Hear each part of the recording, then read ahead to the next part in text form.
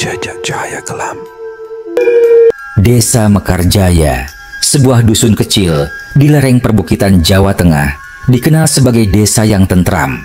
Suasananya masih alami, dikelilingi oleh hutan bambu dan sawah-sawah yang menyejukkan mata. Penduduknya ramah, hidup dari bertani, beternak, atau berdagang kecil-kecilan di pasar kecamatan. Di pinggir desa itu, tinggal seorang pria bernama Pak Mahfud, usia 48 tahun, bersama istrinya, Bu Ruminah, wanita sabar yang setia mendampinginya sejak lama. Mereka tinggal di rumah kayu panggung peninggalan orang tua Pak Mahfud, berdinding anyaman bambu dan beratap seng tua. Kehidupan mereka serba sederhana, bahkan kadang pas-pasan. Namun ada satu hal yang membuat warga hormat padanya. Niatnya yang tulus membangun masjid kecil di atas tanah warisan orang tuanya. Tanah itu terletak tak jauh dari rumah mereka, di pojok desa dekat kebun bambu. Sudah lama terbengkalai, hanya sesekali digunakan anak-anak kecil bermain layang-layang. Tapi sejak 3 tahun terakhir, Pak Mahfud mulai membersihkan lahannya, memasang pagar bambu, dan menanam beberapa pohon ketapang agar rindang. "Niatan saya cuma satu, Minah," ujar Pak Mahfud suatu malam saat mereka duduk di teras rumah sambil menikmati kopi jahe. "Sebelum saya mati, saya pengen lihat tanah itu jadi mushola, tempat orang sholat, ngaji, atau sekadar duduk menenangkan diri." Bu Ruminah memegang tangan suaminya. "Aku tahu, Mas, aku ngerti, tapi kita mesti sabar. Wong nyicil batas saja masih belum lunas." Pak Mahfud mengangguk pelan. Ia bukan orang kaya. Penghasilannya hanya dari menjual hasil panen singkong, dan kadang kerja serabutan memperbaiki atap yang bocor atau jadi buruh tani. Tapi semangatnya seperti tak pernah habis. Setiap sore selepas asar, ia akan ke tanah itu, membersihkan rumput liar, meratakan tanah dengan cangkul, dan mengukur ulang pondasi dengan tali rafia yang mulai kusam warnanya. Namun, niatan baik itu tak selalu mulus. Beberapa warga mulai meragukan niatnya. Ada yang nyinyir, ada pula yang sekadar bergosip. Pak Mahfud itu ngimpi bikin masjid modal dengkul, celetuk Bu Rini, tetangganya yang mulutnya dikenal paling tajam se-RT. Namun tak sedikit pula yang diam-diam kagum. Salah satunya Pak Darto, tetangga depan rumah. Ia pensiunan mandor proyek, berusia sekitar 60-an. Ia melihat langsung kegigihan Pak Mahfud dan mulai ikut membantu, meski hanya dengan menyumbangkan semen sisa dari proyek anaknya. "Kalau niatnya benar, Gusti Allah sing buka dalan," kata Pak Darto suatu sore saat mereka sama-sama menurunkan batu kali dari gerobak. Hari-hari pun berlalu. Pembangunan berjalan amat lambat. Pondasi baru setengah jadi. Tiang belum ada. Semen sering habis dan bata merah pun tak cukup.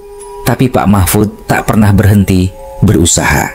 Bahkan istrinya kini mulai ikut membuat keripik singkong untuk dijual ke warung-warung agar bisa menambah dana sedikit demi sedikit. Sampai pada suatu malam Jumat Kliwon terjadi sesuatu yang berbeda. Hari itu hujan turun sejak sore. Udara lembab dan kabut mulai turun dari arah perbukitan.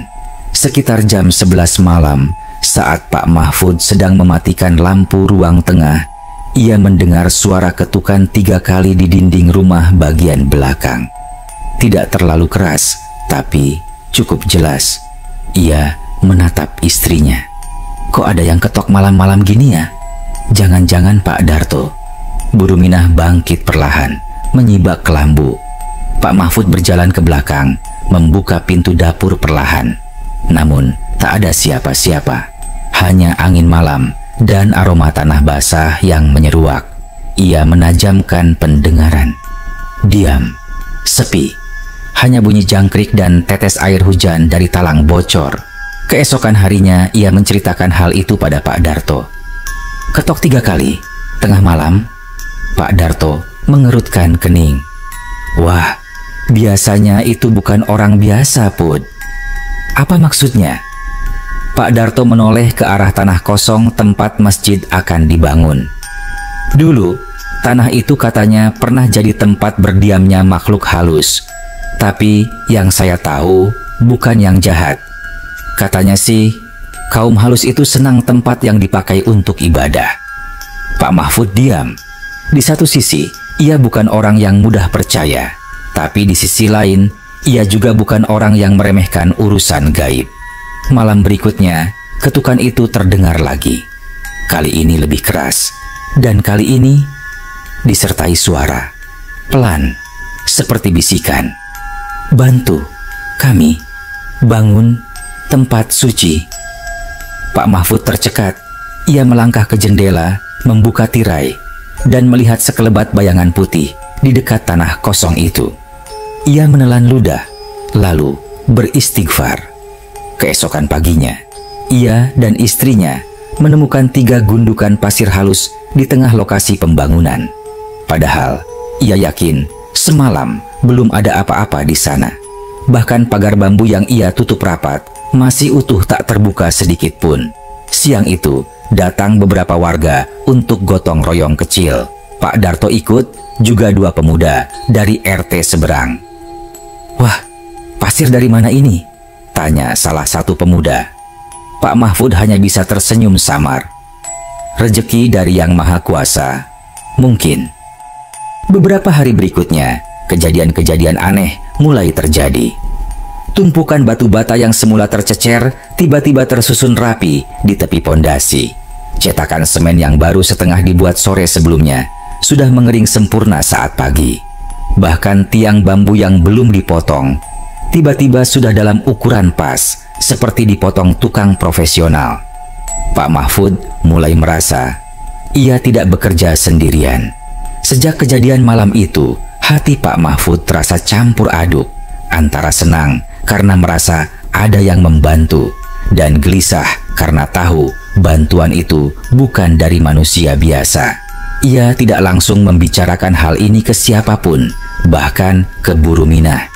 Ia masih mencerna semuanya perlahan, sambil tetap menjalani aktivitas seperti biasa. Tapi anehnya, semakin hari, bantuan-bantuan tak terlihat itu semakin nyata. Suatu pagi, saat ia hendak melanjutkan pengecoran pondasi, ia mendapati bekas adukan semen yang rapi di sisi barat tanah. Semen itu tidak keras sepenuhnya, masih sedikit basah, seolah baru selesai beberapa jam lalu.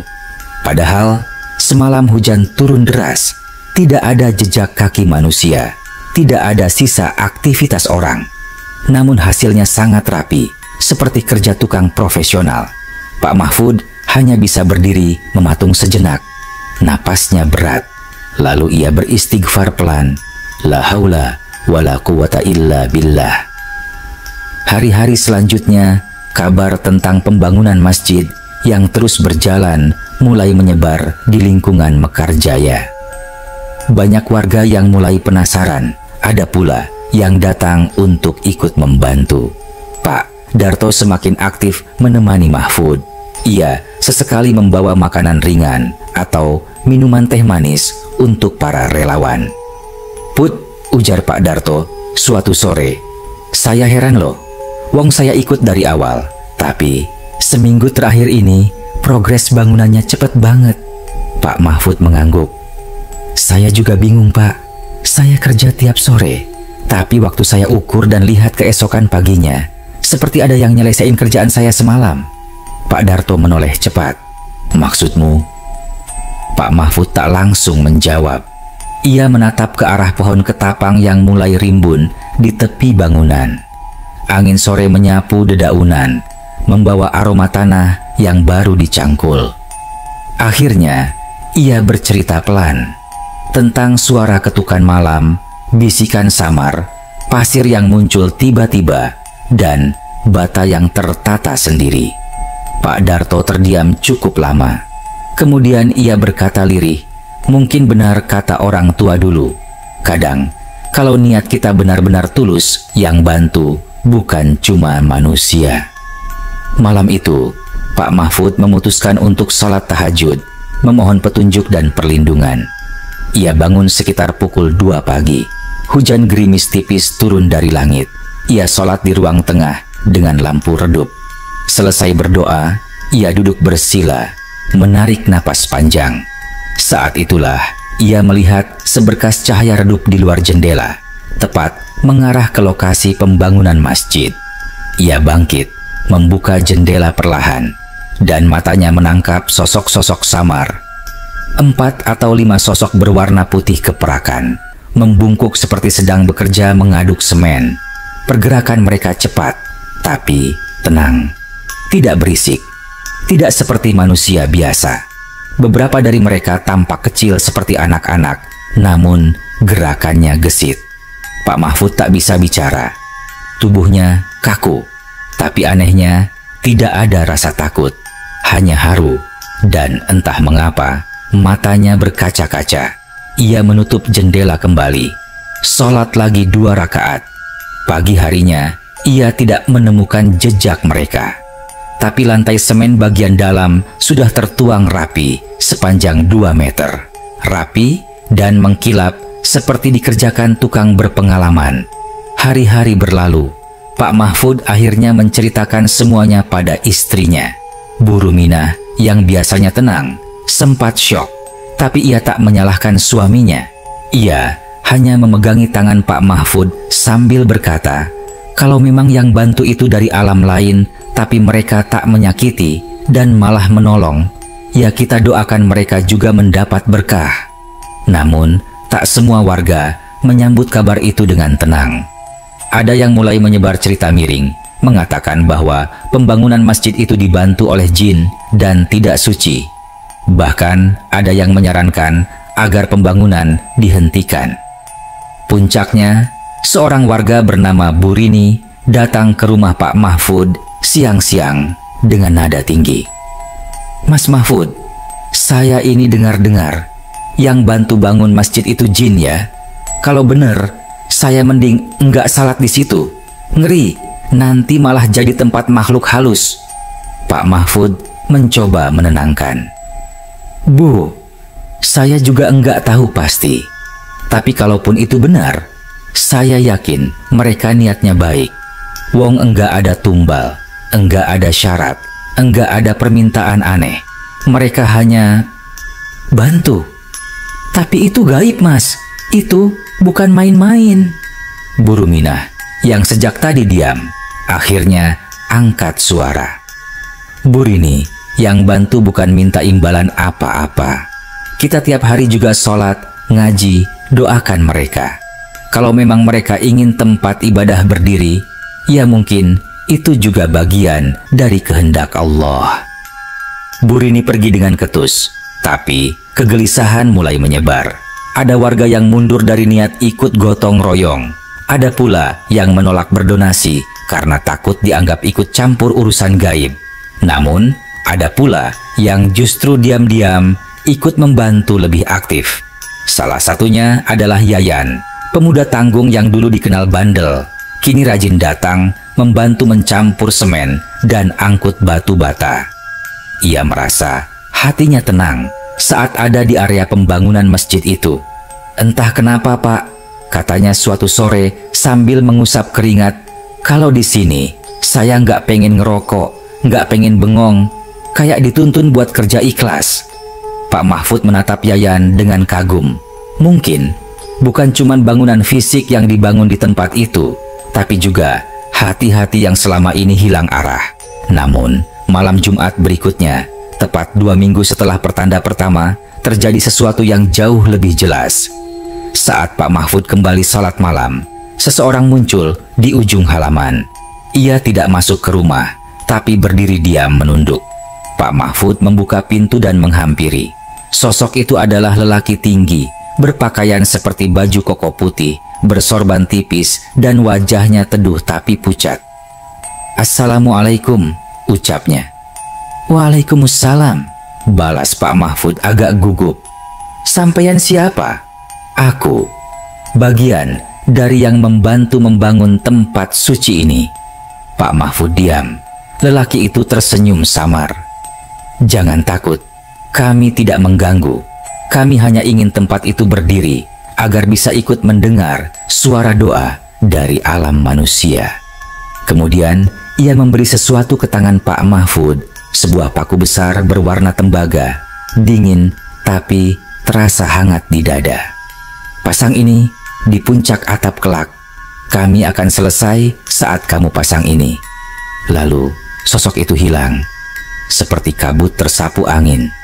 Pak Mahfud terduduk di lantai teras, tangan kirinya memegangi dada. Matanya mulai basah.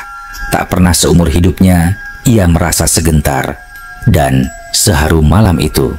Sejak malam itu, malam ketika Pak Mahfud menerima paku tembaga dari sosok misterius, perasaan di hatinya tak lagi sama. Ada sesuatu yang menggantung dalam pikirannya. Bukan rasa takut, tapi semacam keyakinan yang sulit dijelaskan. Ia merasa tempat yang sedang ia bangun itu bukan hanya akan menjadi masjid biasa. Pagi harinya, ia memperlihatkan paku tembaga itu pada Bu Ruminah. Benda itu dingin saat disentuh. "Ini bukan paku biasa, Mas," ucap Bu Ruminah pelan, sambil memegangnya dengan dua tangan, seperti benda pusaka. Pak Mahfud hanya mengangguk. Katanya, ini buat dipasang di puncak atap kalau pembangunan sudah selesai. Hari-hari berlalu, dan pembangunan terus berjalan. Yang mengherankan, material seperti batu, semen, dan kayu terus bermunculan di lokasi bangunan tanpa tahu dari mana asalnya. Semuanya dalam jumlah pas, tak pernah lebih, tak pernah kurang. Pak Darto yang mengamati itu sempat berujar lirih, ini seperti kerja kontraktor, tapi dari dunia lain. Pak Mahfud tersenyum kecil. "Mungkin memang begitu, Pak." Di tengah itu, muncul sosok yang tak disangka-sangka ikut terlibat. Pak Naryo, seorang pensiunan guru agama yang dulunya ketat pada ajaran dan sangat hati-hati terhadap hal-hal berbau mistis. Selama ini, ia diam. Namun suatu siang, ia datang ke lokasi bangunan membawa sajadah tua dan Al-Quran. "Saya mau ikut baca Yasin dan doa di sini tiap sore, Pak Mahfud," katanya tiba-tiba.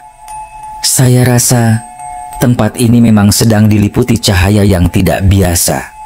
Pak Mahfud hampir tak percaya.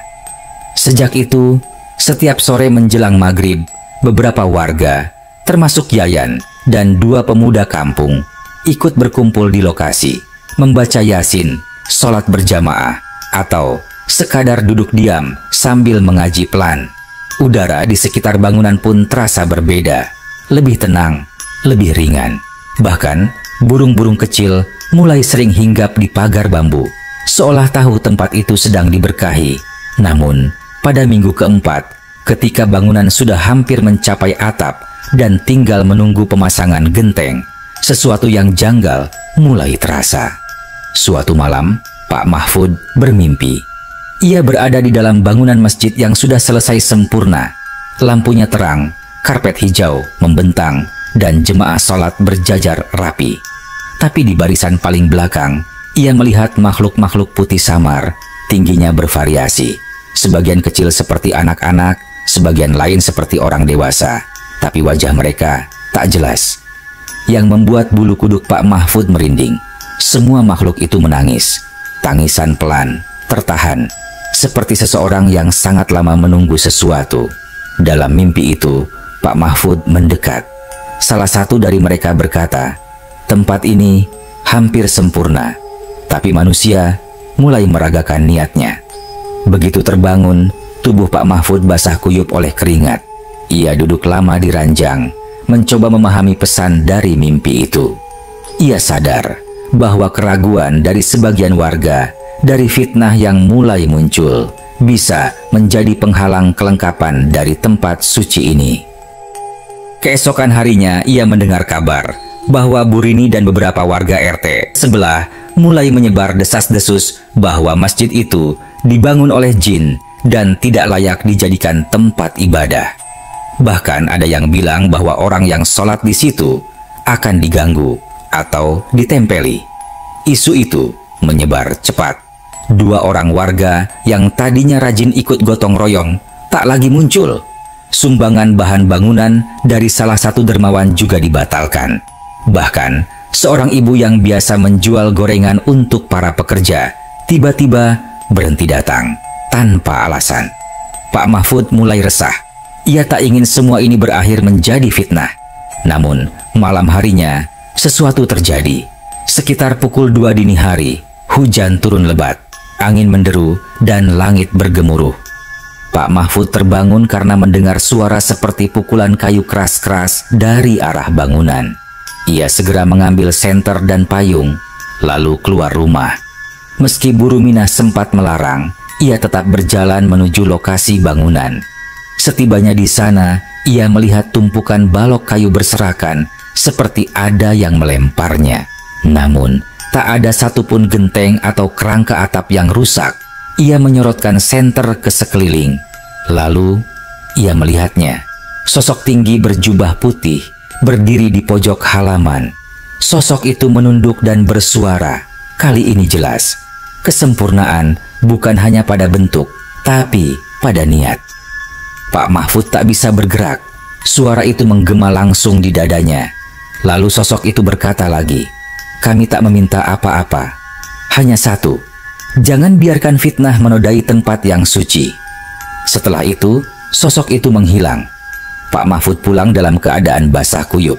Tubuhnya menggigil, bukan karena dingin, tapi karena beban berat yang kini harus ia pikul. Keesokan harinya, Pak Mahfud memutuskan untuk mengumpulkan warga. Ia meminta izin RT dan takmir masjid lama untuk menggunakan aula desa. Di sana, dengan suara tenang namun tegas, ia menceritakan semuanya. Tentang ketukan malam, bantuan misterius, paku tembaga, hingga sosok berjubah putih yang datang memberi pesan. Saya tahu ini terdengar tak masuk akal, tapi saya tidak meminta kalian percaya pada cerita saya. Saya hanya minta satu, jangan kotori niat baik ini dengan fitnah. Suasana hening. Beberapa warga menunduk. Ada yang berkaca-kaca. Pak Naryo berdiri dan berkata lantang, "Kalau orang dari alam lain ingin membantu membangun tempat ibadah, itu bukan perkara musyrik. Itu berarti mereka pun tunduk kepada Tuhan. Justru kita yang harus menjaga tempat ini agar tetap suci." Pelan-pelan, dukungan kembali mengalir. Malam harinya, saat Pak Mahfud mengecek lokasi, ia menemukan paku tembaga itu kini bersinar lemah, seperti menyala dari dalam. Ia tahu, waktunya sudah dekat. Malam Jumat Legi. Langit cerah tanpa bintang, seolah semesta sedang menahan napas. Udara terasa aneh, hening, padat, dan entah kenapa, seperti menunggu sesuatu. Hari itu, pembangunan masjid kecil di ujung desa Mekarjaya resmi selesai. Tanpa upacara besar, tanpa undangan.